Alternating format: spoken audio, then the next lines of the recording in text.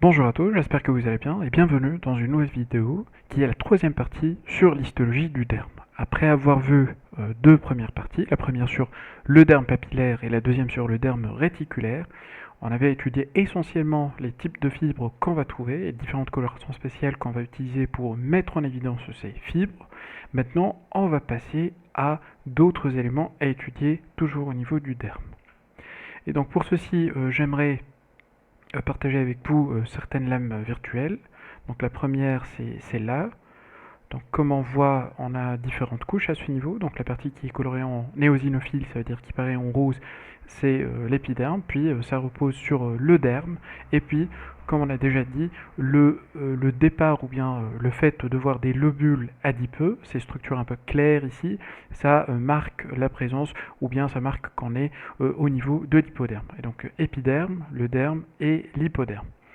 Donc on voit des structures déjà au faible grossissement à ce niveau, donc des structures qui sont un peu allongées et qui contiennent parfois des structures un peu pigmentées. Alors les structures pigmentées, c'est les poils, les structures qui les entourent, c'est le follicule, et tout ça, donc c'est des follicules pileux. Je rappelle que ici on a une teinte qui est bleutée parce qu'on a utilisé la coloration trichrome bleu, et dans cette coloration on a le colorant bleu d'aniline qui colore les fibres de collagène en bleu. Donc je descends pour voir les différents éléments qu'on va trouver.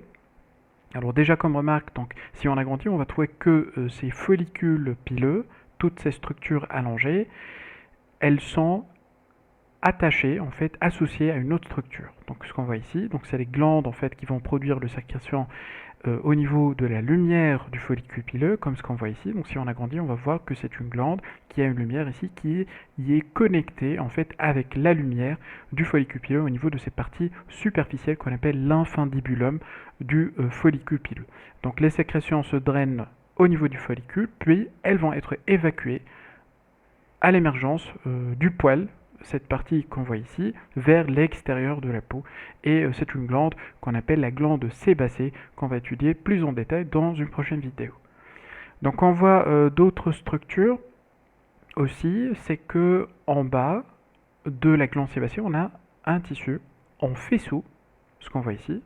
Donc un faisceau qui est coloré en éosinophile et qui contient des cellules qui sont allongées, donc des cellules fusiformes.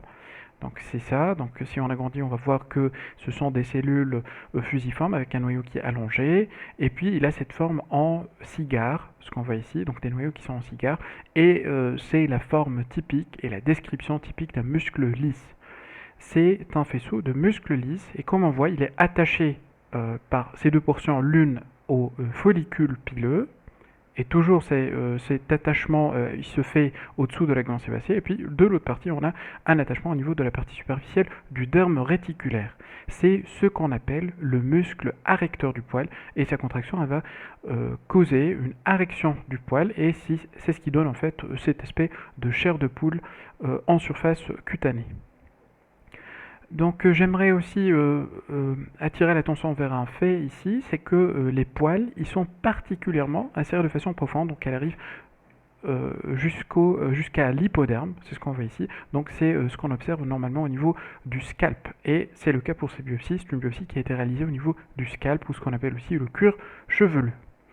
Donc on va agrandir un peu pour voir maintenant les éléments cellulaires. Alors, ces éléments cellulaires, ce qu'on voit ici, donc tout ça, c'est des cellules. Donc, on peut les voir facilement par la coloration un peu foncée de leur noyau, surtout. Donc, on distingue ici le derme papillaire et le derme réticulaire. Et puis, on va agrandir, par exemple, au niveau de ce foyer pour voir quel type de cellules est-ce qu'on peut voir. Donc, il y a des cellules comme ça, donc des cellules à haut rapport nucléocytoplasmique, ça veut dire où on voit que le noyau, il occupe presque la totalité du volume cellulaire, c'est des lymphocytes, on peut les trouver. On voit aussi des cellules comme ça, avec un aspect excentré du noyau, et puis le reste qui va être occupé par le cytoplasme, c'est des plasmocytes. On les trouve aussi, et particulièrement au niveau du scalp, on les trouve en abondance par rapport aux autres sièges. On peut trouver aussi des cellules comme ça, un peu à cytoplasme abondant, et avec un noyau de forme caractéristique en rein, ou bien en fer à cheval, un peu, c'est des histiocytes. Voilà, et puis si je cherche, je pourrais, voilà, tomber sur ces cellules comme ça, donc des cellules un peu de forme ovale, avec un noyau localisé au niveau central, avec un aspect en œuf sur le plat. Il s'agit de mastocytes. Voilà, donc ça concerne les différents éléments cellulaires qu'on peut trouver au niveau du derme. Il y a d'autres structures, bien sûr, qu'on va étudier plus en détail. Donc les structures ici qu'on voit, c'est des glandes. On voit le épithélium en périphérie, et puis au centre, on a la lumière qui paraît blanche.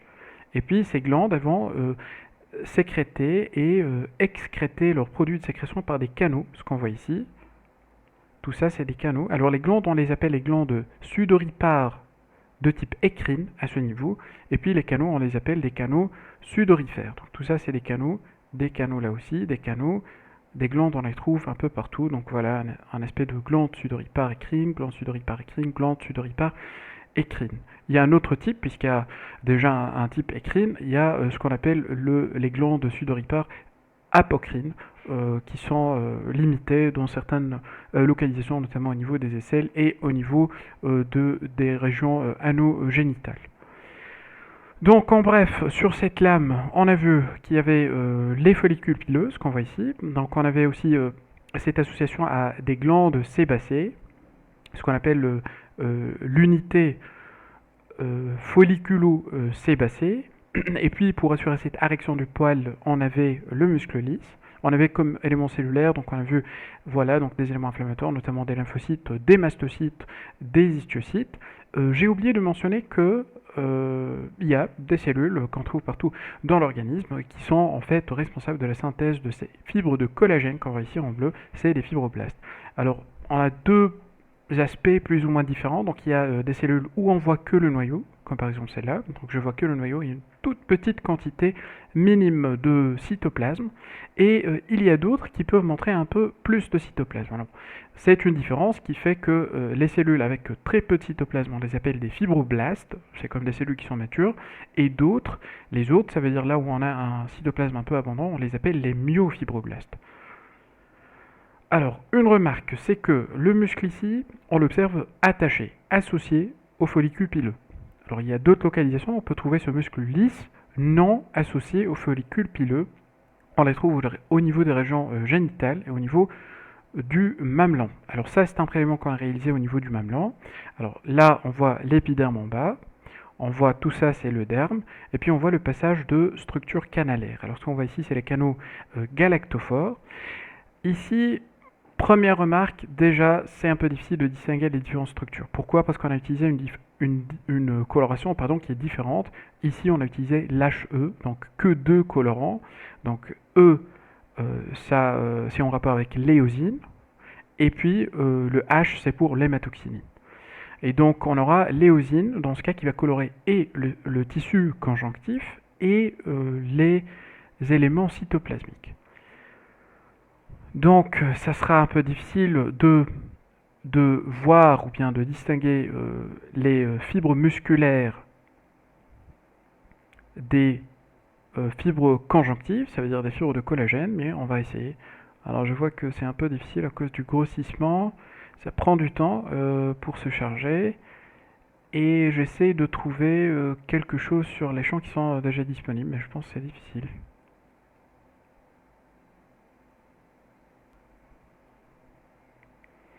Alors, il fallait que j'attende un peu pour que l'image se charge, et là, j'ai un grossissement qui est un peu satisfaisant. Alors, on a donc ici les canaux galactophores, ce qu'on voit à droite, avec la lumière qui est là, et puis là, on distingue deux teintes qui sont légèrement différentes. Donc, on a ce qui est enfoncé, comme par exemple là, là ou là, c'est des fibres de collagène. Et ce qui est un peu clair, ce qu'on voit ici, par exemple, ou bien là, c'est des fibres musculaires lisses. Alors sauf que ici par exemple c'est coupé de façon transversale et donc les cellules elles sont dirigées vers nous et là elles sont dirigées dans ce sens. Et on voit très bien que tout ça, ces fibres de muscles lisses, ils ne sont pas attachés en fait à une structure pilaire, ça veut dire un follicule pileux. Alors une deuxième caractéristique qui est importante, alors comme vous savez déjà le mamelon c'est une peau qui est glabre, qui ne contient pas de poils. Et on voit aussi la présence de glandes similaires à ce qu'on a vu sur la lame précédente, c'est les glandes sébacées. Et là aussi, c'est des glandes qui ne sont pas associées à un poil. Donc c'est deux caractéristiques qu'on trouve particulièrement au niveau du mamelon. Donc muscles non attachés au follicule et glandes sébacées non attachées au follicule. Donc là, les glandes, pour vider leur contenu, ils ne doivent pas le faire au niveau de l'infundibulum du follicule pileux, mais tout simplement directement au niveau de la surface de la peau. Donc on avait sur cette lame aussi montré certaines cellules inflammatoires, notamment les histiocytes. Et les histiocytes, ils peuvent parfois, dans certaines conditions pathologiques, ce que je vais vous montrer maintenant, se transformer à cause d'une phagocytose de pigments mélaniques en ce qu'on appelle des mélanophages. Alors je vous montre tout de suite la lame. Donc on a ici, comme vous voyez, donc deux prélèvements.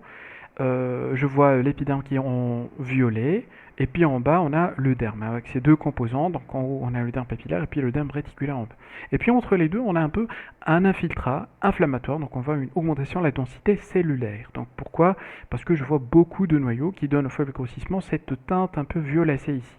Alors qu'est-ce qu'il fait cet infiltrat? Donc il va y avoir des cellules inflammatoires, des lymphocytes essentiellement, qui vont agresser l'épiderme, essentiellement la couche basale. Et donc, après cette agression, il y aura sûrement des kératinocytes qui vont souffrir et qui vont mourir par la suite. Ça donne ces cellules d'aspect-là, donc de cet aspect, pardon, donc avec un cytoplasme qui est abondant et éosinophile. C'est ce qu'on appelle des corps cytoïdes, ou bien aussi des corps de Sivat. Et après la mort de ces kératinocytes, comme vous voyez, donc les kératinocytes vivants juste à côté, ils renferment des pigments qui sont un peu marrants, donc c'est la mélanine. Après leur mort, ils vont libérer ce pigment au niveau du derme qui va être phagocyté par des cellules qui vont stocker cette mélanine en fait au niveau de leur cytoplasme. C'est qui? C'est tout simplement les histiocytes qui vont se transformer en ce qu'on appelle des mélanophages. Donc tout ça, c'est des mélanophages, ça veut dire des cellules qui ont phagocyté ces pigments de mélanine, et parfois on peut trouver des pigments de mélanine comme ça libres au niveau du derme.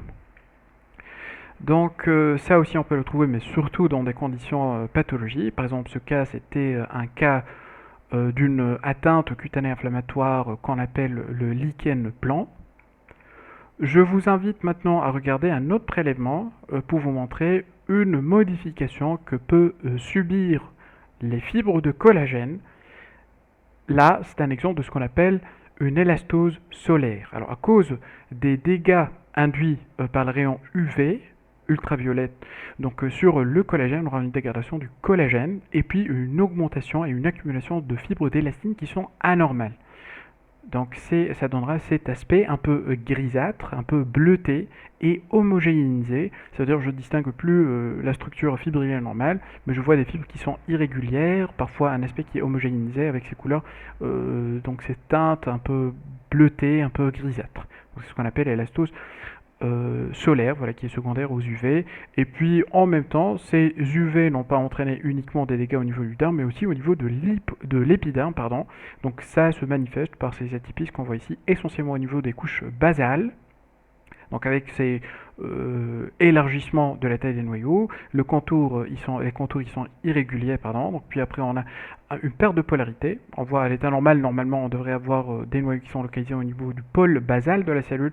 Maintenant, c'est pas le cas. On a des noyaux qui remontent et puis qui chevauchent entre eux. Donc, on a des chevauchements entre les noyaux. Alors, tout ça, ces anomalies qu'on trouve au niveau de l'épiderme, ça porte le nom d'une kératose actinique. Et dans cette entité, on aura à voir une élastose solaire.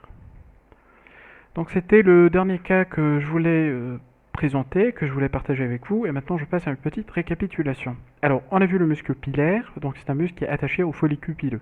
Donc avec une insertion, comme on a vu, qui était au-dessous de la glande sébacée. Alors le muscle lisse, il n'est pas présent qu'au niveau du muscle pilaire, mais on peut le trouver ailleurs, surtout au niveau de deux localisations, l'aréole comme on a vu sur la lame, et puis au niveau des organes génitaux. On a aussi observé certaines annexes cutanées, les glandes sudoripares, comme on a dit, avec les deux types, écrines qu'on a vu et apocrines qu'on va voir dans les prochaines vidéos. Les glandes sébacées, on les a vues. On a dit qu'elles peuvent être attachées au follicule ou bien non attachées au follicule, comme on a vu au niveau de l'aréole. Et puis, on avait le follicule pileux lui-même.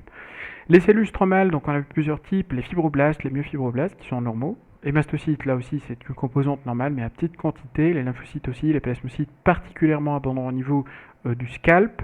Les histiocytes, et puis les mélanophages, surtout quand on observe au cours de processus inflammatoires. Certaines variations sont à noter. La cellullarité elle est réduite concernant les cellules stromales chez l'enfant. L'atrophie chez les sujets âgés par perte de mucine et de cellules stromales.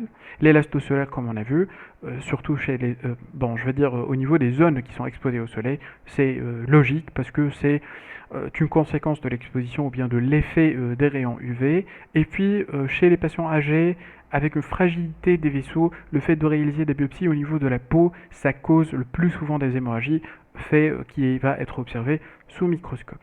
Donc on arrive maintenant à la fin de cette vidéo, donc je vous dis à très bientôt pour une nouvelle vidéo qui va concerner les annexes cutanées. A très bientôt.